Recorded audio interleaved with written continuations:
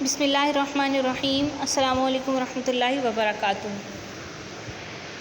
سبق نمبر 34 ہے ہمارا لسان القرآن ثانی للصف ثانی دہم جماعت۔ آج ہم سبق نمبر 34 پڑھنے جا رہے ہیں، جس میں ہم پڑھیں گے الدرس الخامس والعشرون اسم الفاعل۔ تو طالبات، آج ہم اسم فاعل کے بارے میں پڑھیں گے کہ اسم الفاعل کسے کہتے ہیں۔ تو پہلے آپ نے پچھلی جماعتوں میں فاعل کے بارے میں پڑھا ہوگا کہ فاعل کیا ہوتا ہے۔ جیسے مثال کے طور پر ذہب زید میں ذہب فعل ہے اور زید فاعل ہے، کام کرنے والا، وہ فاعل ہے زید۔ تو ہم کہیں گے کہ ذہب زید میں زید فاعل ہے، لیکن اسم فاعل اس سے مختلف ہے۔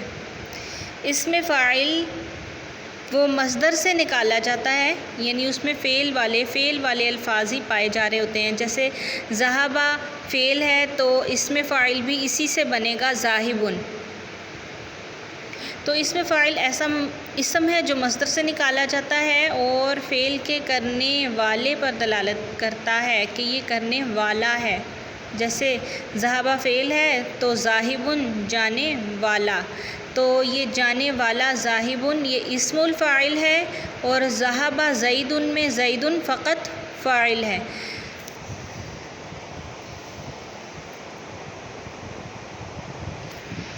تو اب ہم شرح و تفصیل کی طرف چلتے ہیں۔ شرح و تفصیل میں ہے، اسم فاعل ایک ایسا اسم ہے جو مصدر سے نکالا جاتا ہے اور فعل کے کرنے والے پر دلالت کرتا ہے۔ فعل کے کرنے والے سے مراد ایسی ذات جو عارضی طور پر فعل سے متصف ہو جائے یا جس میں وقتی طور پر فعل کے معنی پائے جائیں۔ جیسے ذہاب سے اسم الفاعل ذاہب نکلتا ہے، جس کے معنی ہے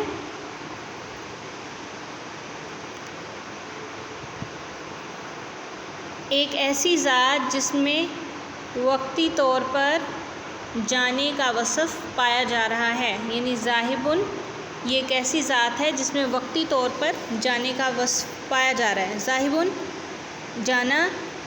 جانے والا، تو جانے والا اس میں وقتی طور پر یہ جانے کا وصف پایا جا رہا ہے، وہ وقتی طور پر جائے گا، یعنی کہنے والا بتا رہا ہے کہ فلاں جا رہا ہے۔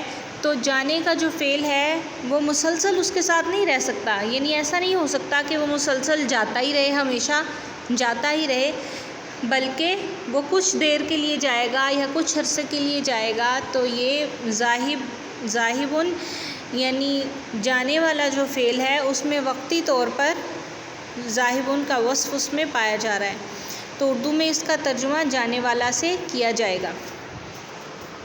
اس کے بعد دیکھیے، صوغ اسم الفاعل من مصدر الفعل الثلاثی۔ فعل ثلاثی کے مصدر سے اسم الفاعل کس طرح بنے گا؟ تو نمبر 1 دیکھیے، فعل ثلاثی کے مصدر سے اسم الفاعل فاعل کے وزن پر بنتا ہے، یعنی ثلاثی جس میں 3 کلمات ہوں، اس فعل ثلاثی کے مصدر سے اسم الفاعل فاعل کے وزن پر بنے گا۔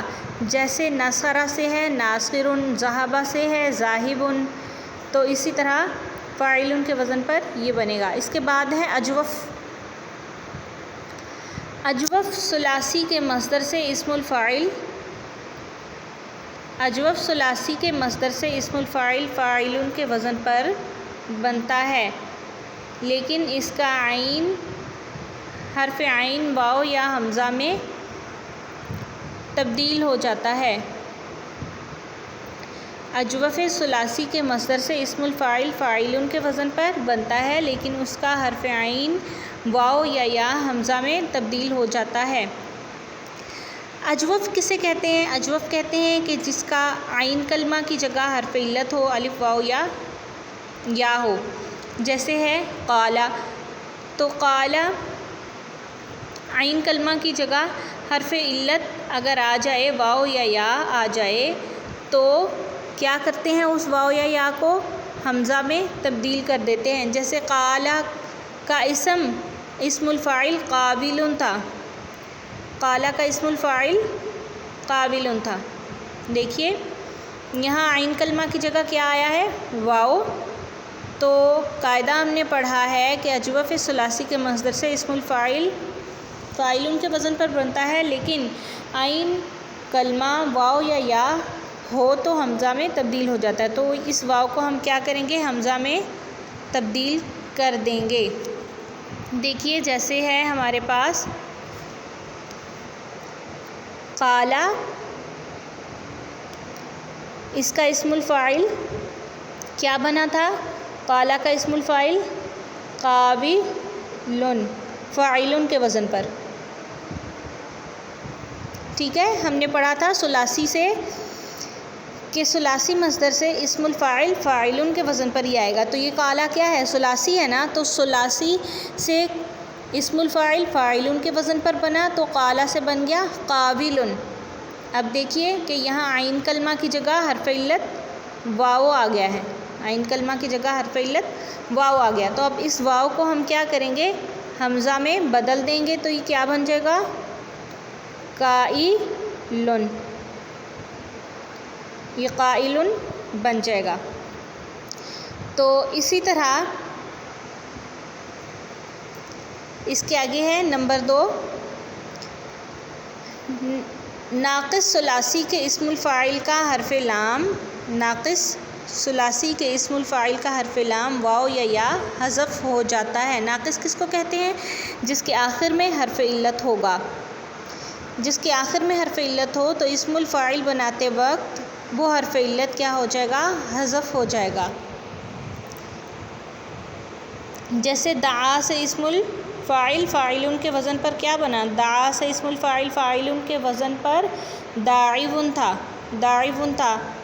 صرف قاعدہ کے تحت، صرف کے قاعدہ کے تحت حرف واو کے آخر میں کسرہ کے بعد واقع ہوا تو یہ یا میں تبدیل ہو گیا. پس یہ داعیون بن گیا. داعیون کی یا پر ضمہ ثقیل تھا،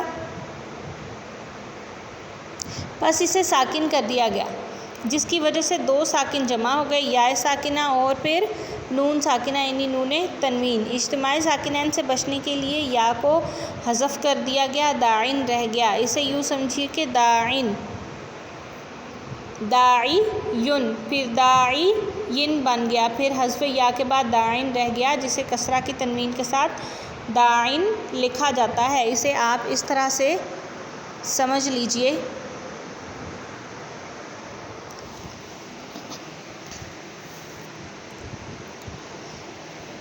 دیکھیں ہمارے پاس ناقص کس کو کہتے ہیں؟ ناقص جس کے آخر میں حرف علت آ جائے، یعنی لام کلمہ کی جگہ حرف علت واو یا آ جائے. جیسے ہمارے پاس دعا فعل ہے. دعا فعل ہے تو دعا سے ثلاثی ہے، یہ اس سے اسم الفاعل کیا بنا تھا؟ داعی ون، فاعل کے وزن پر. داعی ون فاعل کے وزن پر. داعی ون. تو اب بتائیے کہ واو سے پہلے کون سی حرکت ہے؟ کسرہ. تو کسرہ کیا چاہتا ہے؟ کہ میرے بعد حرف علت جو آئے وہ کیا ہو؟ یا ہو.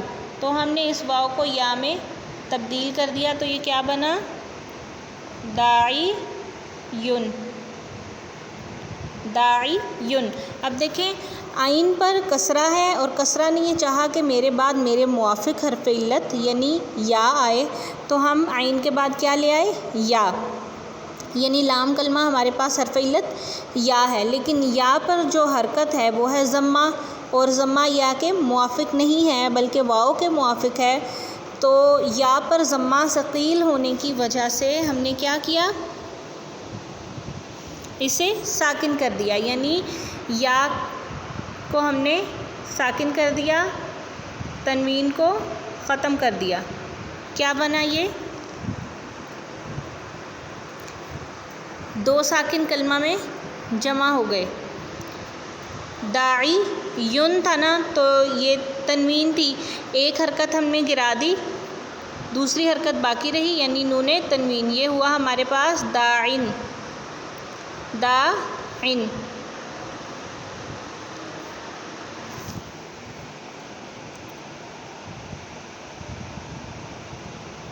داعیون. داعیون ہو گیا. ایک داعیون سے ایک حرکت ہم نے ختم کی. داعیون سے ایک حرکت ہم نے ختم کی، ساکن کیا یا کو، تو ہمارے پاس رہ گیا داعیون اس طرح. پھر اس کے بعد ہم نے کیا کیا، دو ساکن کے جمع ہونے کی وجہ سے ایک یا ساکنہ اور ایک نون تنوین. اس کے بعد یا بھی ساکن تھا تو اس نون تنوین کی وجہ سے ہم نے اس کو بھی ساکن کر دیا، یا کو حذف کر دیا.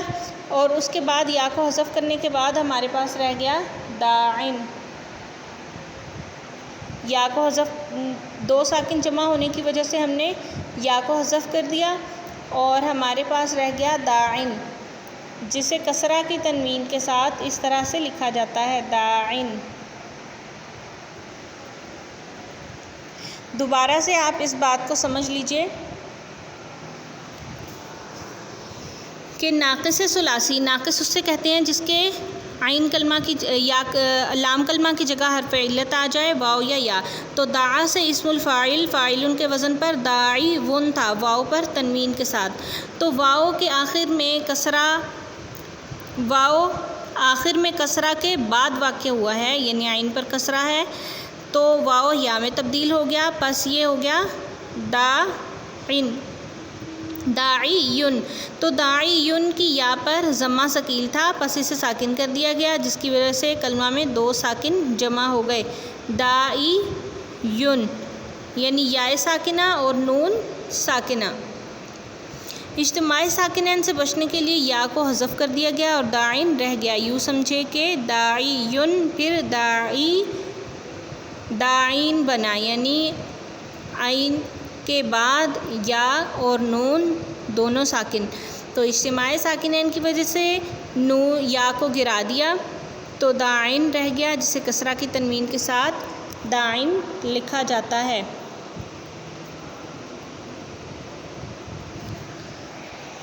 کل ہم سبق نمبر 34 کے بعد سبق نمبر 35 پڑھیں گے، اور آج آپ اس سبق کو اچھی طرح سے یاد رکھیں اور اجوف اور ناقص سے اسم الفاعل بنانے کا طریقہ آپ یاد کریں. اسم الفاعل کی تعریف یاد کریں.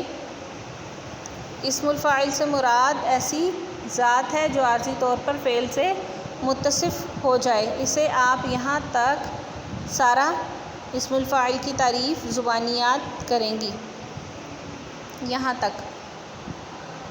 ٹھیک ہے. السلام علیکم ورحمۃ اللہ وبرکاتہ.